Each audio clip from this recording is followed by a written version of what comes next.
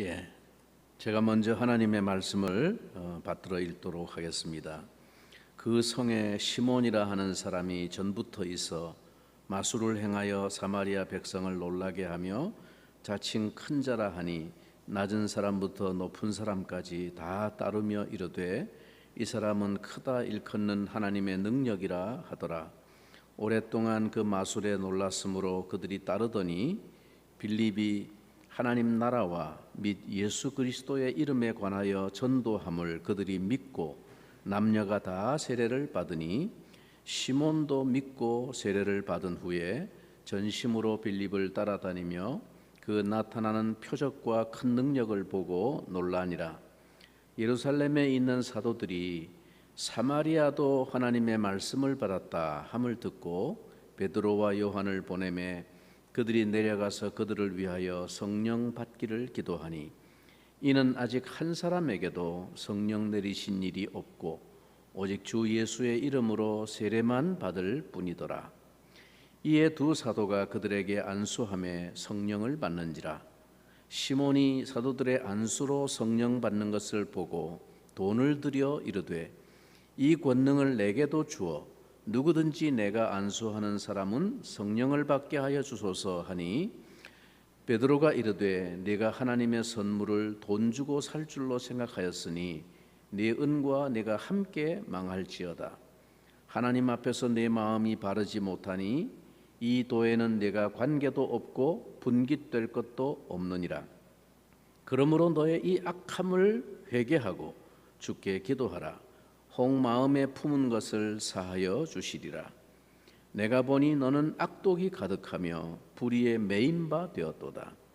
시몬이 대답하여 이르되 나를 위하여 주께 기도하여 말한 것이 하나도 내게 임하지 않게 하소서 하니라. 두 사도가 주의 말씀을 증언하여 말한 후 예루살렘으로 돌아갈새 사마리아인의 여러 마을에서 복음을 전하니라. 아멘. 예, 우리는 지난 시간에 하나님의 구원 역사가 어떻게 해서 새로운 국면으로 접어들었고 또 하나님의 본래의 뜻과 계획이 성취되기 시작했는지를 살펴보았습니다. 때로는 핍박과 시련도 하나님의 역사를 앞당기는 도구가 될 수 있다는 사실을 깨닫게 됩니다.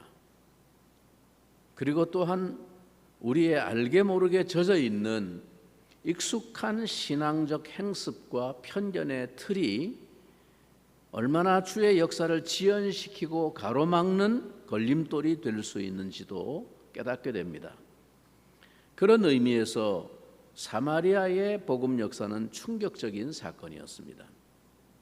근데 오늘 이어지는 본문의 후반부는 이 사마리아 사역을 통한 몇 가지 중요한 다른 통찰을 제공해 주고 있습니다.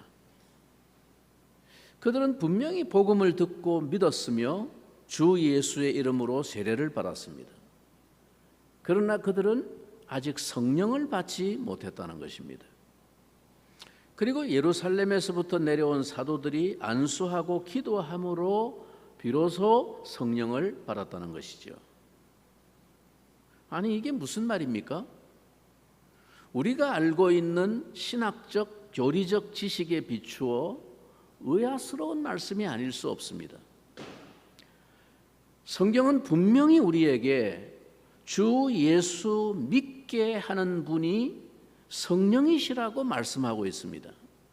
그래서 아무도 성령으로 말미암지 않고는, 즉 성령의 역사가 아니고는 예수를 주님이라고 고백할 수 없다고 말씀합니다.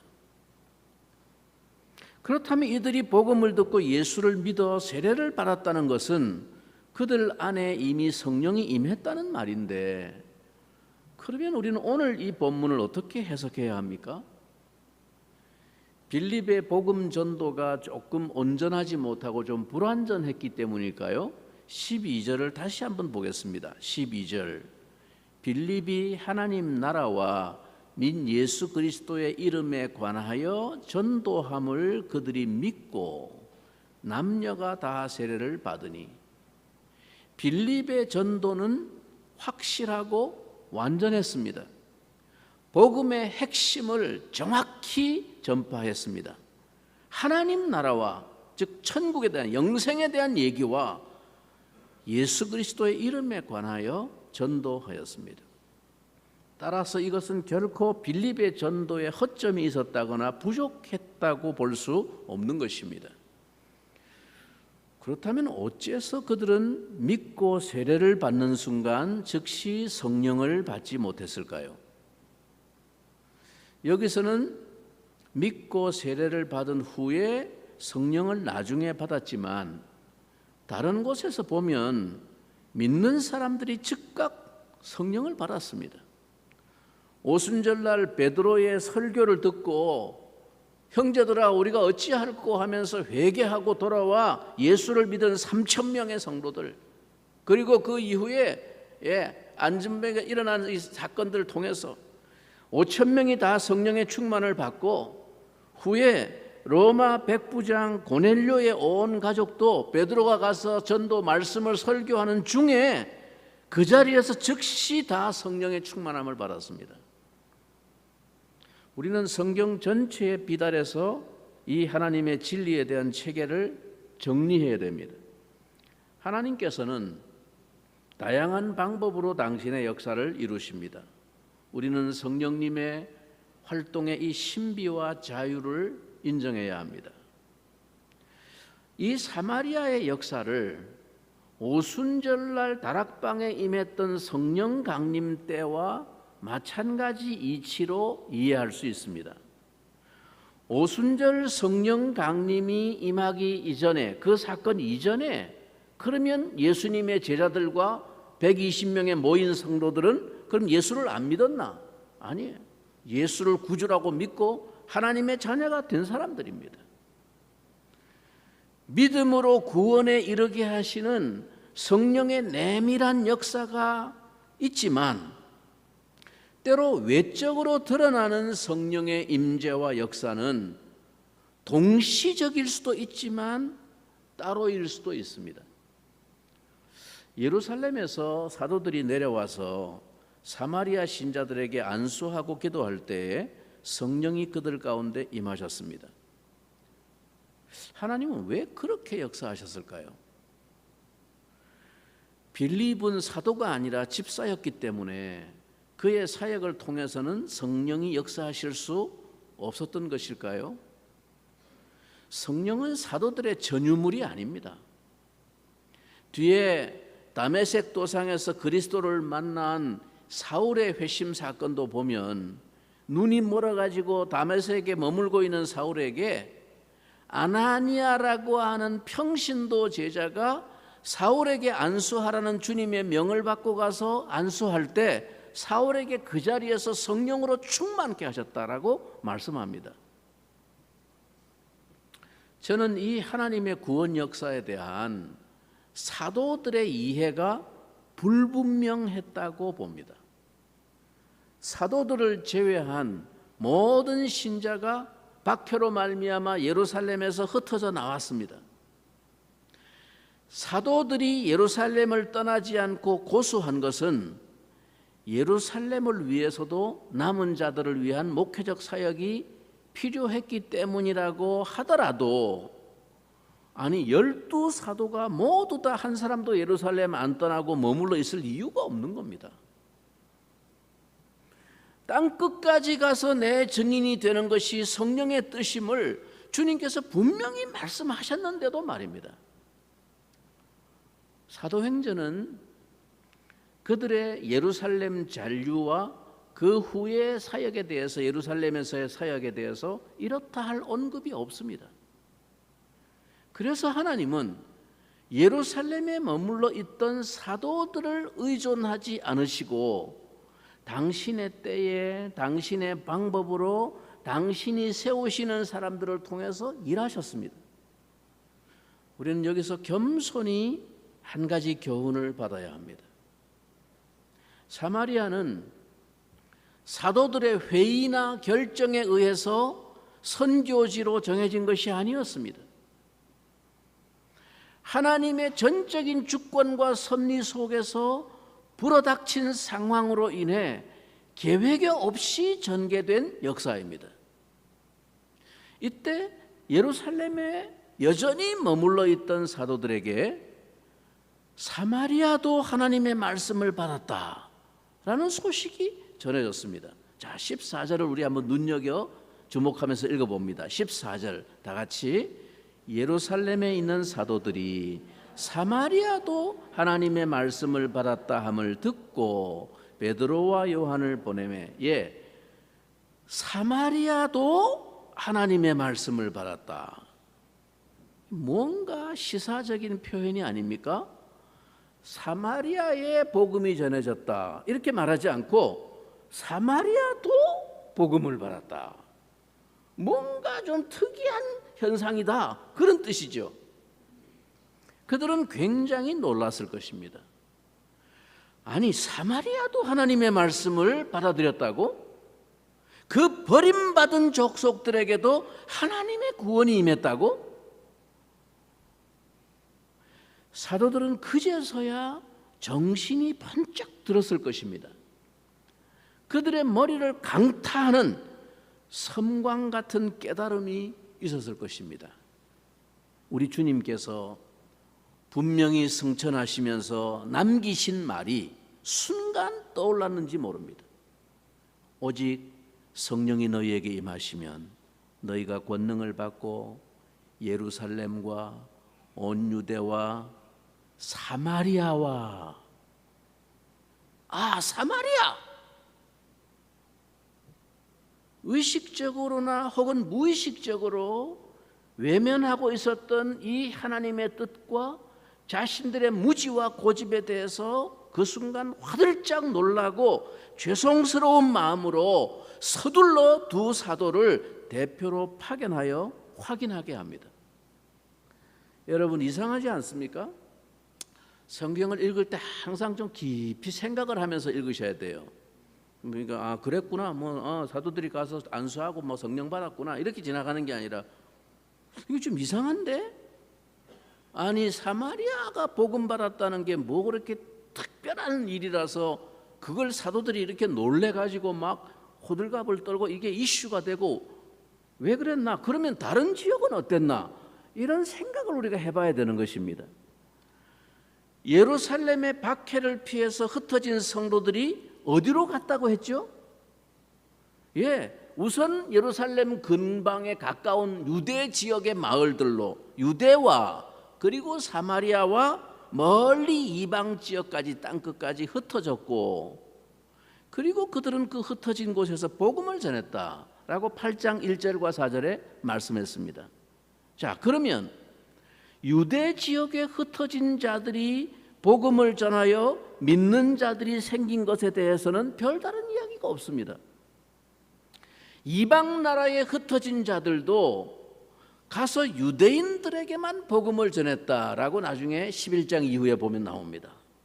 그래서 별로 이슈가 되지 않았습니다. 그런데 사마리아도 복음을 받고 하나님의 자녀가 되었다? 이건 이슈가 되고 놀라움이 되고, 그래서 확인을 위해서 사도들을 파견했습니다. 교회가 온전한 하나님 역사의 동역자로 세워지기까지는 상당한 시간이 필요했고 제거되어야 할 장벽들이 있었습니다. 자, 그리고 다음이 어떻게 이어집니까? 15절 16절 이하 그들이 내려가서 위하여 안수하고 성령 받기를 기도하니까 그 전까지 아직까지 사도들이 가기 전까지는 한 사람도 성령을 내리신 일이 없고 주 예수의 이름으로 세례만 받고 있을 뿐이었다. 그래서 두 사도가 그들에게 안수하니까 성령을 받았다. 자, 이제 그들에게 임한 이 새삼스러운 성령의 임재와 역사는 우리가 어떻게 그러면 이해해야 할까요? 저는 이 사마리아의 성령 역사가 사도들을 깨우치기 위한 하나님의 섭리였다고 생각합니다. 빌립이 전하는 복음을 듣고 예수 그리스도를 믿고 영접하여 세례를 받은 이 사마리아의 신자들에게 고넬료나 혹은 사도 바울처럼 즉시로 성령의 충만을 내리시지 않고 지연시키고 계신 이유가 이들의 믿음이 부족했기 때문에 성령을 안 주신 게 아니고, 이들이 불확실하게 예수를 믿었기 때문에 아직 성령을 안 주신 게 아니고, 이들도 예수를 믿고 세례를 받고 하나님의 자녀가 되었지만 이미 성령이 역사하셔서 그들의 마음속에 구원의 역사를 이루셨지만 아직 사람들이 볼 수 있도록 가시적으로 외적으로 성령의 강력한 임재를 미루고 계신 까닭은 이 사마리아 사람들의 믿음이 부족해서가 아니라 바로 어리석은 사도들을 깨우치기 위해서 하나님이 기다리고 계셨다는 것입니다. 자기들이 예루살렘에서 오순절날 받았던 것과 같은 성령이 사마리아의 주님을 영접한 신자들에게도 동일하게 임하는 것을 이제 이 사도들이 목격하게 됩니다. 그들도 예루살렘 교회가 경험한 것과 동일한 성령의 임재로 하나님의 자녀가 되었다는 사실을 사도들의 눈앞에 부인할 수 없이 선명한 사건으로 가시화하신 것이죠. 제가 성약교회의 담임 목사가 되어 이미 시무를 시작했지만 취임식 혹은 위임식을 조금 뒤로 미루어서 많은 사람을 초대한 자리에서 거행함으로 그것을 공적으로 가시화한 것과 같다고 비유할 수 있습니다. 모든 사람이 성령으로 구원받을 때 모두 이런 절차가 필요한 것은 아니지만 특별히 사마리아에는 이런 역사가 필요했던 까닭은 바로 그들 사이에 존재했던 무거운 편견의 장벽 때문이고, 예루살렘의 사도들을 사마리아에 내려보내서 그들 앞에서 이것을 가시적으로 하나님이 드러내심으로 그들을 성령의 뜻과 역사에 대해 온전한 이해와 순종으로 깨우치신 것입니다. 그래서 이제 이 깨달음을 통해서 즉시로 변화되어 성령의 옳은 뜻에 순종하고 있는 사도들의 모습을 성경은 이어서 이렇게 소개합니다. 자, 25절 같이 한번 한 목소리로 읽어봅니다. 25절. 두 사도가 주의 말씀을 증언하여 말한 후 예루살렘으로 돌아갈새 사마리아인의 여러 마을에서 복음을 전하니라. 두 사도는 예루살렘으로 돌아가는 길에 사마리아 여러 마을을 방문하면서 뒤늦게나마 복음을 전하기 시작합니다. 이전까지 그렇게 편견의 장벽에 갇혀서 순종하지 않았던 자신들의 무지와 불순종을 회개하면서 그들은 깨달은 즉시로 그 성령의 뜻에 순종하여 사마리아인들을 향해 복음을 전합니다. 이게 중요합니다. 깨달았으면 즉시로 순종해야 합니다. 이것이 믿음의 사람, 성령의 사람입니다. 사랑하는 성도 여러분, 우리가 다 불완전한 인생이기 때문에 우리의 지각이 불완전할 때가 많습니다. 우리가 하나님을 믿는다고 경외한다고 하지만 때로는 우리의 오랜 관습 속에 알게 모르게 세뇌되어지고 이렇게 형성되어진 어떤 관념, 어떤 관습, 또 어떤 존경할 만한 믿을 만한 유명한 어떤 지도자들로부터 들었던 말 이런 것들이 그냥 쌓여서 나의 믿음의 길을 형성하고 있는 경우가 많아요. 근데 알고 보면, 말씀을 정확하게 보면 그게 하나님의 뜻이 아니라는 것을 깨닫게 되는 경우가 많습니다. 우리의 신앙에 이와 같은 편견과 아집의 오류가 성령의 변화와 성장의 역사를 가로막는 경우가 얼마나 많은지 모릅니다. 우리가 성경에서 분명히 하나님의 뜻과 말씀이 그게 아니라고 누누이 말씀하시는데도 불구하고 또 그것을 수없이 반복해서 듣고 알고는 있음에도 불구하고 여전히 우리의 오랜 관습과 고정관념을 벗어던지지 못하고 그것을 바른 가르침대로 바꾸고 순종하지 못하는 미련과 고집의 타성이 얼마나 강하고 그런 일이 실제로 우리의 신앙과 교회 생활에 얼마나 많은지 진지하게 우리 자신을 돌아보아야 합니다. 주님께로부터 직접 계시를 받고 가르침을 받았던 사도들도 이 모양인데 우리가 이런 일이 얼마나 많겠습니까?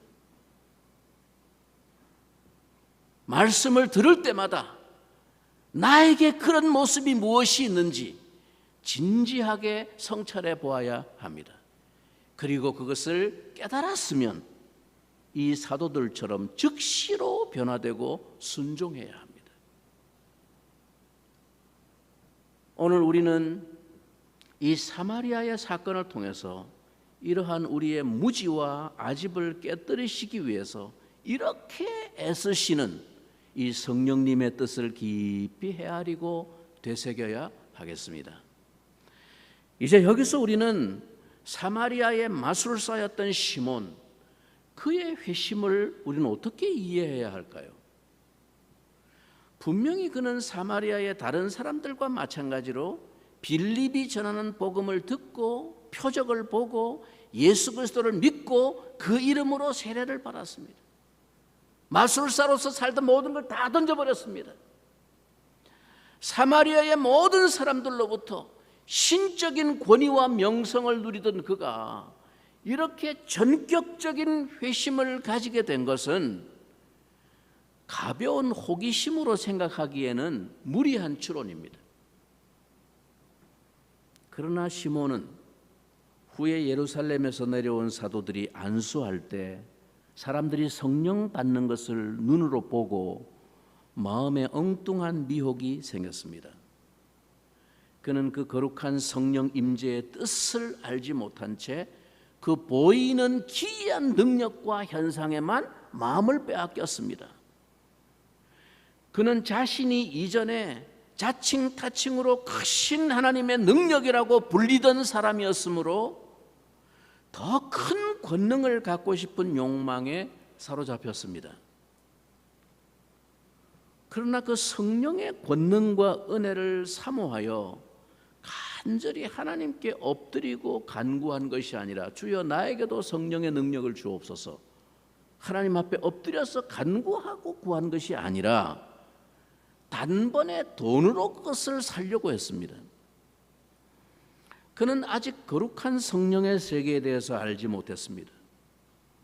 그저 이전까지 자기가 알고 경험한 사교 세계의 영적인 지식과 이해를 가지고 성령도 그렇게 생각한 것이죠. 돈으로 그 능력을 살 수 있다고 생각한 것입니다. 사교 세계에서는 흔히 이러한 영매자들을 통해서 그 신기를 내려받기도 하고 주술의 능력을 전수받기도 하는 일들이 있기 때문입니다. 그래서 영어에 이 시몬의 이름에서 기원한 시몬이라는 이 단어, 시몬이라고 하는 이 단어는 성직 매매, 거룩한 것을 돈으로 사는 타락한 행위를 의미하는 단어가 되었습니다. 중세 교회에 만연했던 타락의 절정이 이것입니다. 그런데 오늘날 교회에서도 종종 이러한 타락이 행해지고 있습니다. 돈으로 직분을 주는 행위, 신령한 은사와 능력을 돈으로 받는 행위가 오늘날 교회 안에서도 흔하게 행해지고 있는 일입니다. 영적인 것도 하나님의 일도 다 물질적 가치관으로 해결하려고 하는 것은 아무리 신령한 척하고 하나님의 일을 한다고 주장해도 그는 철저히 물질과 세속에 속한 자일 뿐입니다. 하나님의 일은 돈과 권력으로 되는 일이 아닙니다. 돈으로 하나님의 일을 좌지우지하려는 것은 아주 악한 일입니다. 그래서 베드로가 이 시몬에게 고민할 필요도 없이 즉각적으로 대답합니다. 20절에 베드로가 이르되 네가 하나님의 선물을 돈 주고 살 줄로 생각하였으니 내 은과 함께 내가 함께 망할지어다. 베드로는 분노에 차서 사도의 권세로 심판을 선언합니다. 너는 네 돈과 함께 멸망할지어다. 너무 심한 저주 같습니까?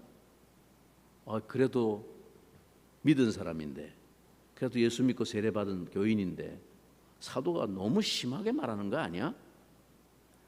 사도라는 사람이 어떻게 사랑 없이 이런 심한 말을 할 수 있느냐고 생각이 됩니까? 그러나 이것이 성경이 말하는 진정한 복음적인 사랑이기 때문입니다. 그게 22절에 이렇게 나타납니다. 21절부터 보겠습니다. 하나님 앞에서 내 마음이 바르지 못하니 이 도에는 내가 관계도 없고 분깃될 것도 없느니라. 22절 다 같이 그러므로 너의 이 악함을 회개하고 주께 기도하라. 혹마음에 품은 것을 사하여 주시리라. 시몬의 마음에 품은 그 생각을 뭐라고 지적합니까? 악함이라고 말합니다. 악함이다. 여러분, 도둑질과 살인만이 죄가 아니고 오늘날 그렇게 기독교가 떠들고 있는 동성애만 죄가 아니고 성경은 하나님의 일을 세속적인 가치관으로 생각하고 하나님 앞에 바르지 않은 마음으로 행동하는 것도 악함이라고 말합니다. 내 마음이 바르지 못하니 그게 악함이라고 말합니다. 그것은 회개해야 할 죄입니다. 베드로는 그에게 이것이 회개해야 할 악한 죄임을 단호하게 책망하므로 그가 회개하고 주님께 기도하여 죄 사함을 받게 되기를 바랬습니다. 이것이 그 영혼을 향한 바른 복음적인 사랑입니다. 여러분, 오늘 우리는 이 시몬의 사건을 통해서 시몬만이 아니라 우리도 혹시 하나님 앞에 그 마음이 바르지 못한 세속적인 가치관으로 영적인 하나님의 거룩한 일을 오염시키고 욕되게 하고 있는 것은 없는지 돌아보고 깊이 회개하며 그 악함을 고쳐주시고 사하여 달라고 기도해야 합니다. 하나님의 역사를 이루어가는 데 있어서 교회가 지켜야 할 보다 중요한 요소는 영적인 일에 순결을 양보하지 않는 것입니다. 거룩한 일에 가증한 것이 섞이지 않도록 하는 것입니다. 꽝 잡는 게 매라는, 그래서 어찌하든지 교회만 성장하고 사람만 많이 모일 수 있다면 그게 부흥이라고 하는 이 실용주의 정신에 거룩과 순결이 팔려서는 안 되는 것입니다. 이것이 오늘날 교회를 돌보며 사수해야 할 목회자의 영적 책임이라고 생각합니다. 지난 금요일 새벽 묵상에 올렸던 에스라 4장의 말씀을 보면 포로에서 귀환하여 돌아와 성전 재건 역사를 시작하려고 하는 이스라엘 백성들을 향해서 주변에 있던 이방 족속들이 그 성전 재건에 자기들도 동참하게 해달라고 그렇게 요청했을 때 유대의 지도자들은 이런 지하에 거절합니다. 얼핏 생각하기에 좋은 게 좋다는 식으로 그냥 받아들이면 그 사람들하고 안 싸우고 서로 사이좋게 화평을 이루면서 실리를 얻을 수 있지 않겠나. 그러나 그것보다 일의 효율적인 성공보다 더 중요한 것은 영적인 순결과 신앙의 본질입니다. 이러한 미혹의 타협을 분별치 못하고 받아들이면 당장은 하나님의 일에 도움이 되고 부흥을 가져오는 것 같이 보이지만 그것은 주님의 몸 안에 독초를 심는 것입니다. 말하자면 트로이의 목마를 성 안에 들여놓는 것과 같습니다. 오늘날 교회가 바로 이러한 유혹과 시험에 수없이 무너지는 것이 안타까운 현실입니다. 돈의 유혹입니다.